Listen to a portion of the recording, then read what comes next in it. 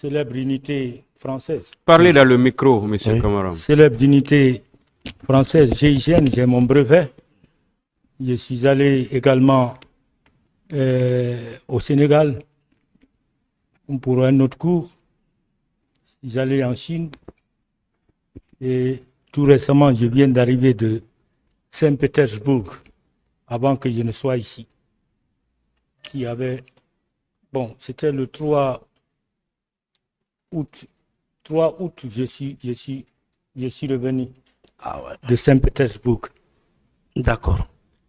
Donc ce parcours prouve que vraiment vous êtes un gendarme de carrière, vous êtes bien formé. Je pense bien. Et actuellement là, vous étiez en poste dans quel département? Je suis chef de service sport au niveau du haut commandement de la gendarmerie. D'accord. Je suis un sportif aguerri. Ok. Oui. Avant d'être aux services spéciaux, où est-ce que vous étiez en service? Bien, j'étais au haut commandement. Toujours. Oui. J'étais au deuxième bureau, service de renseignement. D'accord. Oui. Monsieur Camara, faites face au tribunal, parlez dans le micro, sinon on aura du mal à vous entendre. Service de renseignement de la gendarmerie, hein? Avant d'intégrer les services spéciaux. Oui. Vous avez fait combien d'années là-bas? J'ai fait. Est-ce que j'ai fait plus de 5 ans là-bas, hein? Plus de 5 ans. Oui, parce que j'ai été sélectionné parmi tant d'autres là-bas pour appartenir à un projet transfrontalier. D'accord. Quand Sal Taylor est rentré en Guinée, a voulu nous attaquer.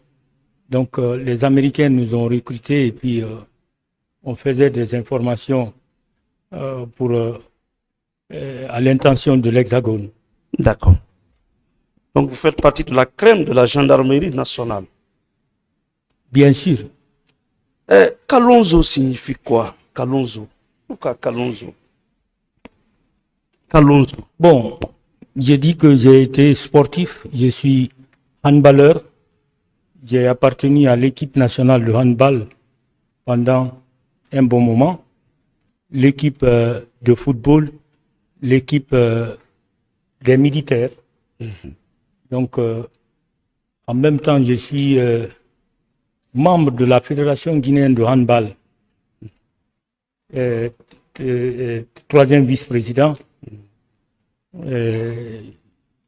Actuellement, je suis chef de service sport au haut commandement de la gendarmerie. C'est par là que vous avez obtenu le nom Kalonzo, le sobriquet Kalonzo? Bon, sobriquet Kalonzo, ça c'est depuis mon enfance. C'est un nom zaïrois. Oui. Un éminent sportif zaïrois. Ah, voilà. Ouais. Donc c'est à l'image de ce Zaïrois Exactement. que vous avez conservé le sobriquet Kalonzo. Bon, les gens m'ont appelé, toute l'armée guinéenne m'appelle comme ça. Kalonzo. Il y a 3 Kalonzo. Il y a un qui était à la police, mais décédé maintenant. Il y a un autre à l'armée de terre, plus moi. Très bien. Donc Kalonzo, c'est le nom d'un célèbre. Ah bon. Et vous êtes célèbre. Peut-être on a même se trompé sur le Kalonzo qui était au stade, surtout que vous êtes 3. Je ne suis jamais parti là-bas. Oui. J'aime le stade du 28 septembre, mais c'est pour faire le sport et diriger les sportifs de handball. Oui.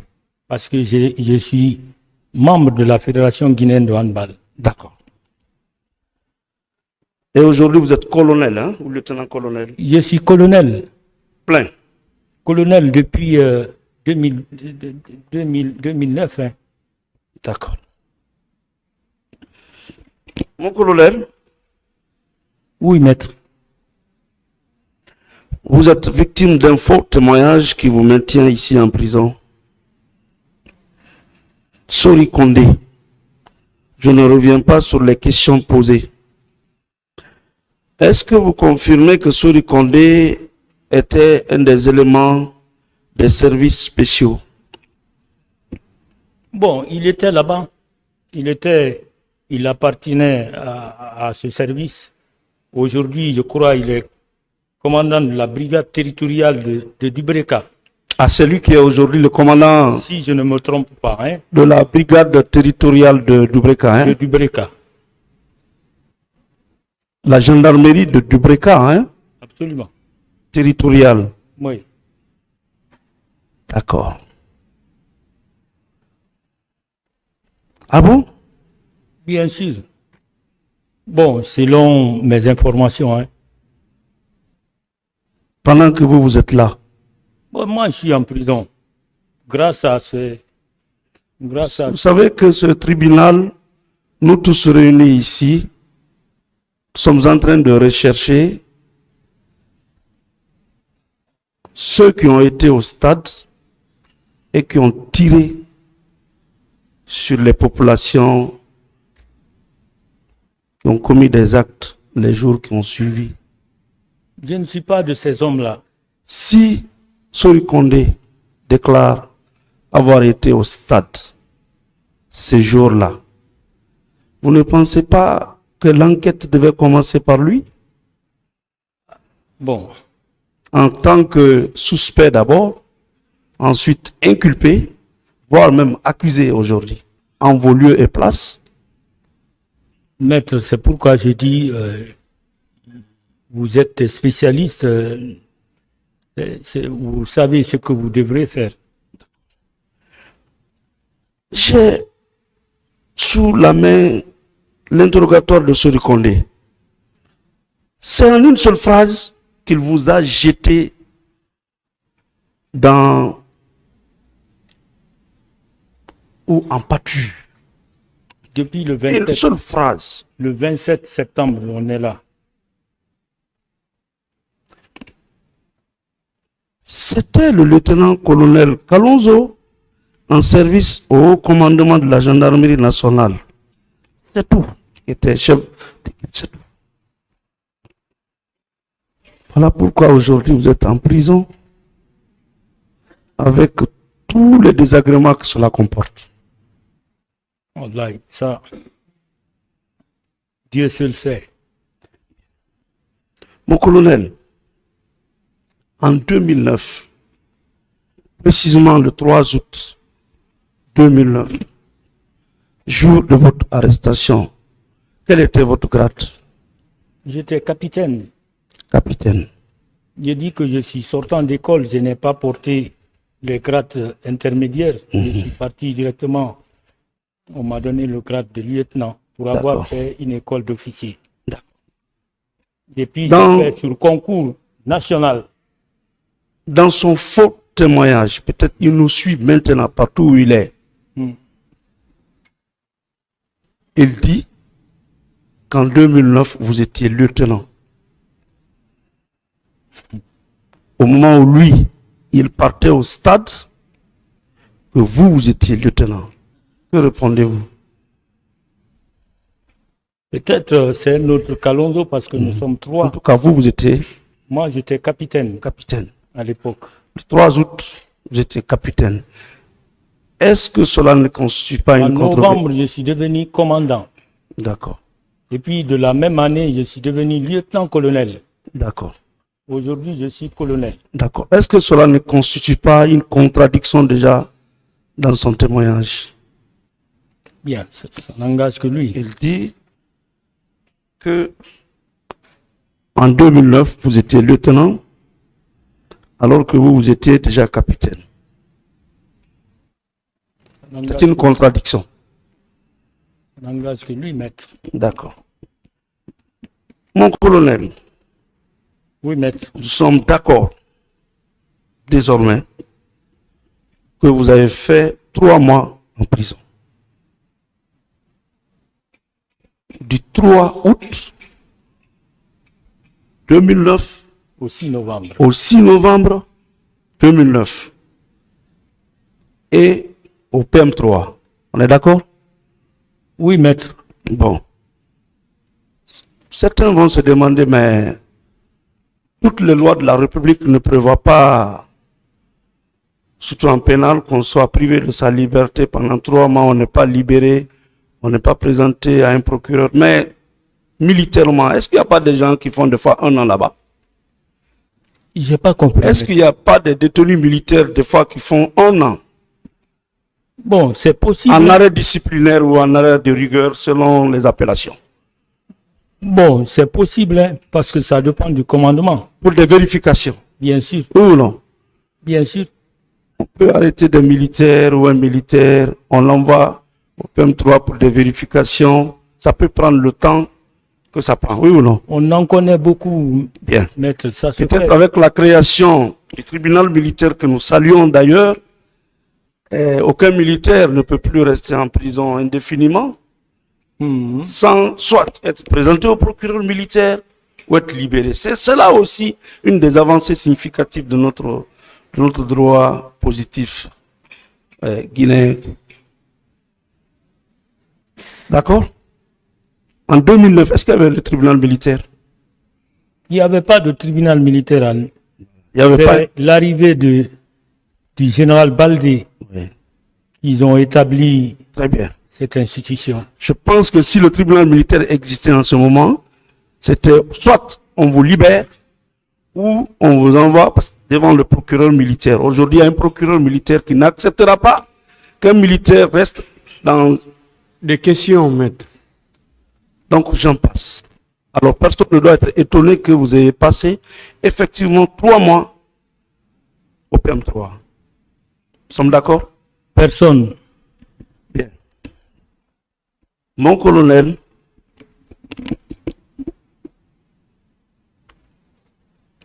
je peux me joindre à vous pour remercier le colonel Gabriel? Pardon? Je peux me joindre à vous pour remercier le colonel Gabriel?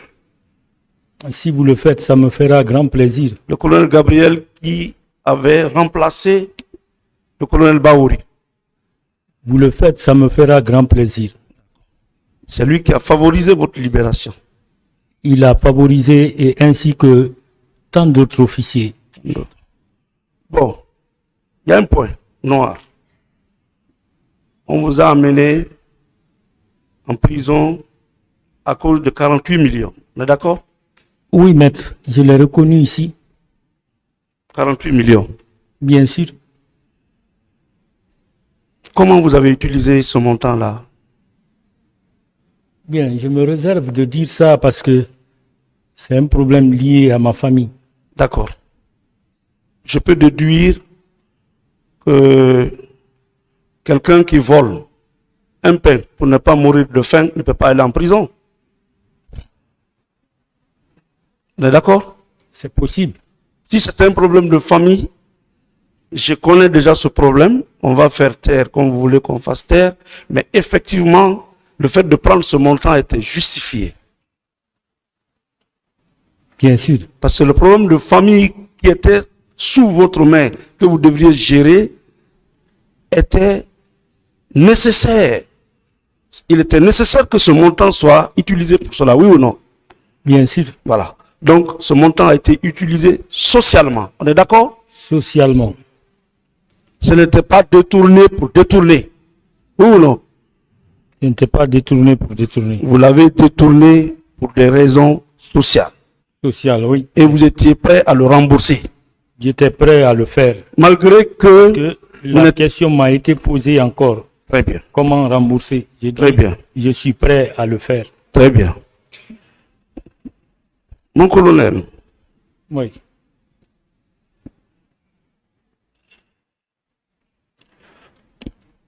le témoin qui vous a amené ici, colonel Sori Kondé, il déclare, entre autres, selon le PV que j'ai ici, avec la permission de Monsieur le Président, lorsqu'on lui avait posé la question de savoir, que savez-vous des événements du 28 septembre 2009? Réponse. Bien avant l'événement du 28 septembre 2009, J'étais au secrétariat d'État chargé de la lutte contre la drogue et du grand banditisme, un service réclamé par la population à cause d'énormes services rendus. Tous les jours, comme d'habitude, on sortait sur le terrain chaque fois qu'il y a eu des manifestations de rue. Vu l'appréciation populaire de notre chef, colonel Tchibro, dès que les manifestants le voyaient, il se consolait. Plus loin, il déclare que dans cette foulée, j'ai vu Selou Dalem blessé, porté au dos par l'un des gardes-corps du colonel Tchibro. Ce dernier, quant à lui, tenait en main les leaders Jean-Marie Doré et Sidia Touré. Tous ont été transportés à la clinique Ambroise Paré. À travers cette lecture-là, est-ce qu'il a parlé de votre présence au stade? Je ne peux pas être là-bas. J'ai dit que j'étais au PM3. D'accord. Je suis resté là-bas pendant tout ce temps. D'accord. Maintenant, dans la série de questionnaires, question. Quel était l'objectif de votre patrouille? Réponse. Notre patrouille avait pour objet de sauvegarder la sécurité des personnes et de leurs biens. Est-ce qu'il a parlé de vous? Il ne peut pas parler de mon nom. Question. Ce jour, il y avait combien de véhicules à votre disposition? Réponse. Je ne me rappelle plus. Question. Est-ce que vous avez constaté des morts au stade? Réponse. Personnellement, je n'ai pas vu de cadavre. Est-ce qu'il a parlé de vous? Non, maître. Bien. Question. Quel est le corps qui a débuté les tirs? Réponse. En toute franchise, ce sont les bérets rouges que nous avons trouvés sur place qui ont envahi le stade et qui tiraient dans tous les sens. Est-ce qu'il a parlé de vous? Non, maître. Bien. Question. Avant de sortir, avez-vous eu un rassemblement à votre unité? Réponse. Comme d'habitude, chaque fois qu'il y a une mission, un rassemblement est organisé à l'occasion duquel le chef de mission donne les consignes, l'itinéraire et les tâches à exécuter. Est-ce qu'il a parlé de vous? Non, maître. Bien. Question. Quelles ont été les consignes données? Réponse. Essentiellement, c'est sécuriser la population et les biens. Le respect des règles de maintien d'ordre. Question. Combien d'équipes de patrouille ont été désignées? Réponse. Une seule équipe. Une seule équipe dirigée par le colonel Tchibro. Mon colonel, Oui, maître. à travers sa déposition, le témoin affirme qu'il n'y avait qu'une seule équipe et qui était dirigée par le colonel Tchibro. Est-ce que cette équipe pouvait être dirigée à la fois par le colonel Tchibro et par vous-même? C'est possible? J'étais en prison. Je ne connais pas ça. Très bien. Ensuite, question. Il y avait combien d'hommes dans l'équipe? Réponse. Il y avait une cinquantaine au maximum, y compris les policiers en civil qui travaillent avec nous. Question. Étiez-vous avec des gendarmes stagiaires? Réponse. Oui, il y avait avec nous des margis fraîchement sortis de l'école de gendarmerie de Sonfonia. Question. Est-ce que vous étiez avec les gendarmes stagiaires en provenance de l'école de Kalia? Réponse. À ma connaissance, non. Question. Quel était l'itinéraire suivi par vous? Réponse. Au camp Alpha Yaya, notre équipe est passée par l'autoroute Fidel Castro pour arriver à l'esplanade du stade. La seconde équipe a emprunté la route Le Prince. Est-ce qu'il a parlé de vous? Non, maître. Il n'a pas parlé de moi. Parmi les 50 hommes là, vous étiez présent? J'étais au PM3. peux pas être au PM3 en même temps être aux services spéciaux. Bien. Question. Qui était le chef de votre équipe? C'est là où il a dit réponse, c'était le lieutenant-colonel Kalonzo. Tantôt, vous êtes lieutenant, tantôt, vous êtes lieutenant-colonel. Il ne se donne même pas la peine d'indiquer votre identité complète. La question, maître. Est-ce que vous êtes d'accord avec cette déclaration? Non, moi j'étais lieutenant-colonel quand j'ai été Interpellé. au haut commandement D'accord. comme commandant des opérations. Ok.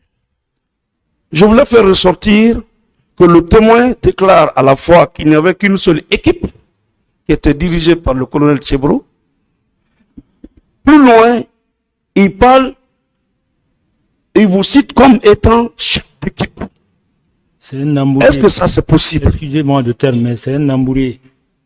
Il est vraiment embrouillé. Et Pas de terme péjoratif à l'endroit de... Excusez-moi, Surtout qui n'est pas là. excusez-moi, maître. donc c'est un témoin qui n'a pas dit la vérité.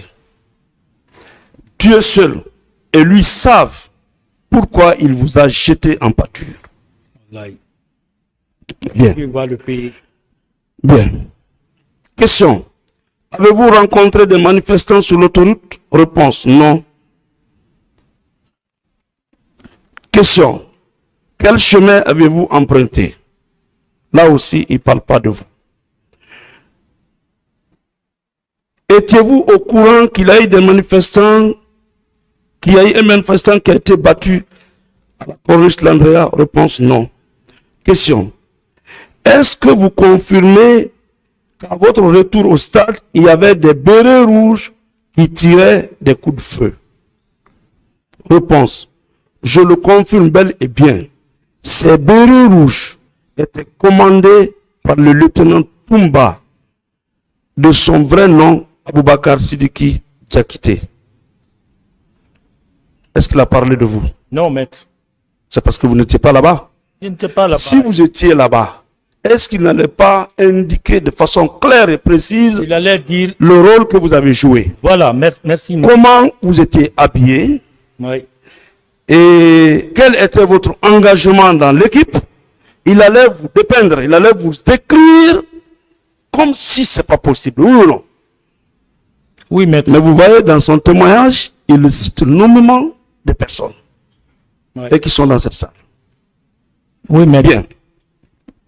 Question. Quel était le garde-corps qui avait transporté Selou Dalen sur son dos? C'est un des garde-corps du colonel Tchibolo, mais j'ai oublié son nom. Question. En dehors du lieutenant Toumba, avez-vous pu identifier d'autres bérets rouges? Réponse. En plus du lieutenant Toumba, il y avait son adjoint Begré, qui est déjà mort. Je n'ai pas pu identifier les autres. Mais comme c'est une unité constituée, on peut toujours trouver leur liste à travers les chefs. Il vous cite simplement comme chef d'équipe, ce qui est déjà faux et archi faux. La question. Est-ce que, une fois de plus, mon colonel, Oui, maître. ce jour du 28 septembre, vous avez vu se nommer Condé avec vos deux yeux? J'étais en prison. Je ne peux pas le voir étant au stade. Moi, je suis au PM3. D'accord. Toujours. Quels sont les éléments qui étaient avec vous dans votre véhicule? Réponse. Quels sont les éléments qui étaient avec vous dans votre véhicule? Réponse. En tant que chef de bord, maintenant il devient chef de bord. Il sait que c'était lui. Vous étiez chef d'équipe Il a voulu... et il devient chef de bord.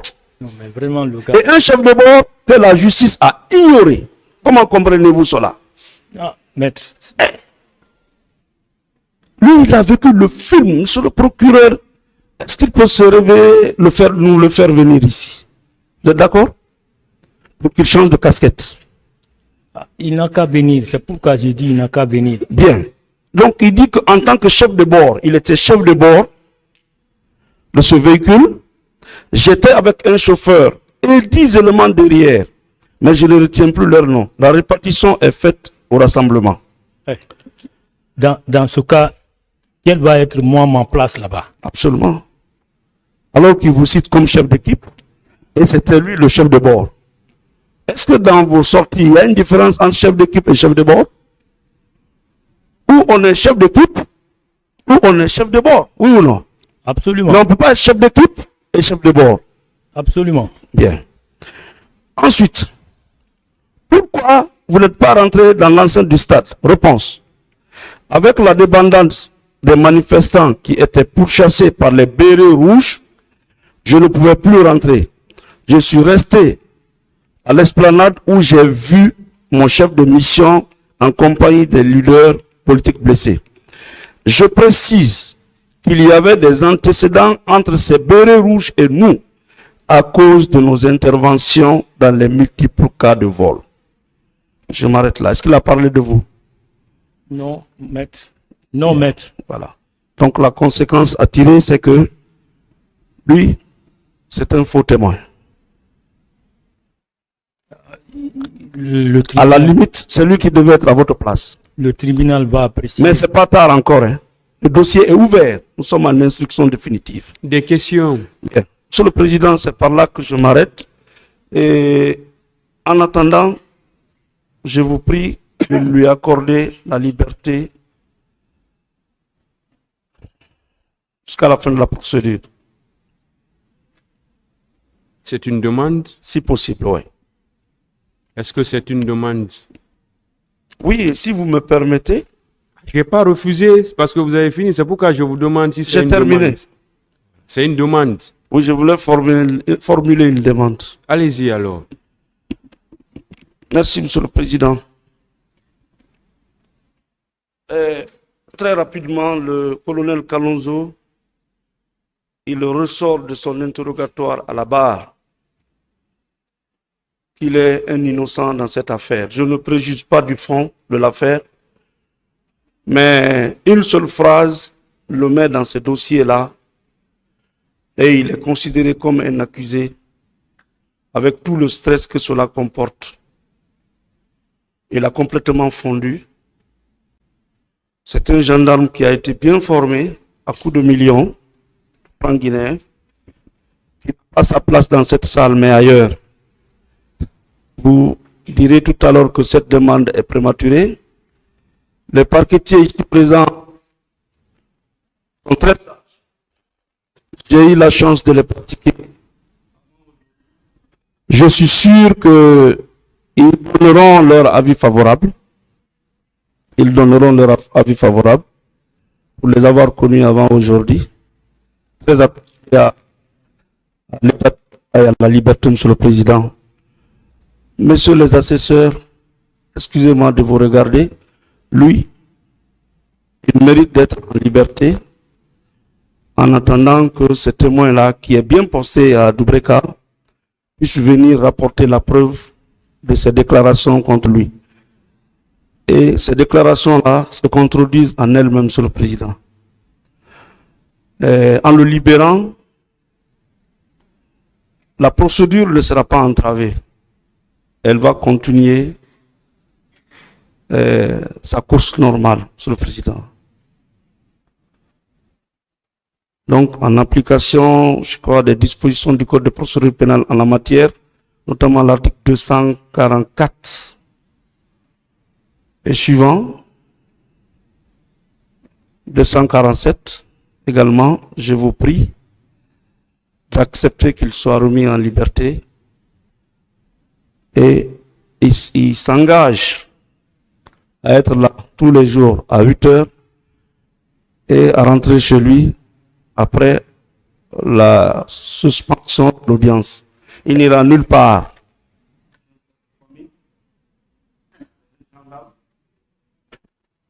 Il est dans son intérêt de se blanchir, de se tirer de cette affaire. Merci, Monsieur le Président. Ministère public. Oui. Allez-y alors. Le ministère public attend. Allez-y. Oui, qu'on avait une demande à présenter et la demande de mise en liberté devait venir en dernière position. Conformément aux dispositions de l'article 422 du Code de procédure pénale, vous constaterez que notre client, M. Ibrahima Kamaradi Kalonzo, a cité des personnes comme témoins qui l'ont vu, qui sont allés le rendre visite au PM3. Et dans ce dossier de la procédure, il estime que la déposition de ces personnes-là pourrait être décisive pour, en tout cas, non seulement éclairer la religion du tribunal quant à la véracité de ce qu'il dit, mais également pour la manifestation de la vérité. C'est pourquoi, Monsieur le Président, vous constaterez que ne connaissant pas la procédure et formalité en matière criminelle, puisqu'il n'était pas assisté d'un conseil, il n'a pas pu assigner ou faire la notification à ces témoins, malgré le fait qu'il les avait cités devant le pool des juges d'instruction. C'est pourquoi, en application de l'article 422 du Code de procédure pénale, Monsieur le Président, qui dispose les témoins appelés par le ministère public ou les parties sont entendus dans le débat, même s'ils n'ont pas déposé à l'instruction ou s'ils n'ont pas été assignés ou notifiés conformément aux prescriptions de l'article 390.